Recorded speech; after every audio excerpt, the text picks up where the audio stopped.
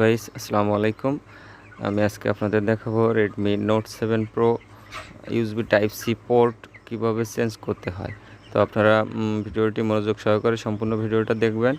আমি কিভাবে আজকের এই ফোনটা রিপেয়ার করি, আপনারা যারা নতুন আছেন তাদের জন্য অনেকটা হেল্পফুল হবে এই ভিডিওটা। তো আপনারা চ্যানেলটা সাবস্ক্রাইব করবেন এবং আমাদের সাথেই থাকবেন। আমরা নেক্সট টাইম আরও এরকম ধরনের ভালো ভালো ভিডিও আপনাদের উপহার দেবো ইনশাআল্লাহ। তো চলুন বন্ধুরা, শুরু করা যাক আজকের এই ভিডিও।